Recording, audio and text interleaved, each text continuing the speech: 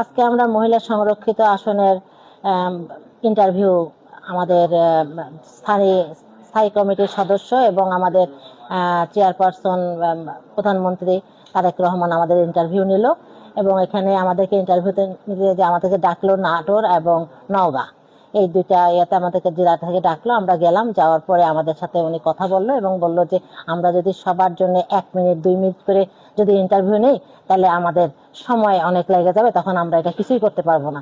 তো আমরা একটা সিদ্ধান্ত নিয়েছি যে হচ্ছে আমরা আমরা আপনাদেরকে আমরা সবাই চিনি এবং আপনাদের যে সিবি আছে সেই সিবি দেখে আমরা আপনাদেরকে সবাইকে যাচাই বাছাই করে যে সঠিক হবে আমরা তাকেই নির্বাচিত করব। তো আপনারা এই জায়গাতে একমত কিনা? তো আমরা সবাই বললাম যে না, আমরা সবাই একমত আছি এখানে। তো সেই জায়গা থেকে আমরা সবাইকে, তারপরে উনি আমাদেরকে বললো যে আপনাদের পরিচয় দেন।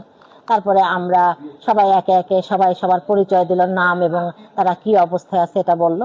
তো আমার জায়গায় যখন আসলো তখন আমি আমার নাম বললাম এবং বাবুর নাম বললাম। বাবুর নাম বলাতে সবাই চিনলো এবং বললো যে ও হ্যাঁ, এটা তো ছিল। তো সেই জায়গা থেকে আমি আবার বললাম যে কারণ কিছুদিন আগে আমাকে আমাদের প্রধানমন্ত্রী তারেক রহমানের সাথে স্কাইপে কথা হয়েছিল, তখন আমাকে উনি বলেছিলেন যে ধানের শীষের পক্ষে কাজ করতে।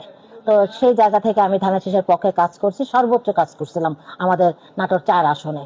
নাটোর 4 আসনে ধানের শীষের পক্ষে কাজ করে আমরা ধানের শীষের বিজয় নিয়ে আসে আমরা তারেক রহমানের হাতকে শক্তিশালী করেছি। এটা ওনাকে যে আমি বলতে পারছি, এটা আমার কাছে খুবই ভালো লাগছে যে ওনার কথাগুলো যে আমি রাখতে পারছিলাম এবং ওনার হাতকে যে আমি মজবুত করতে পারছি, এবং এই জন্য আমার খুব ভালো লাগছে ওনাকে আমার এই মেসেজটা দেওয়াতে।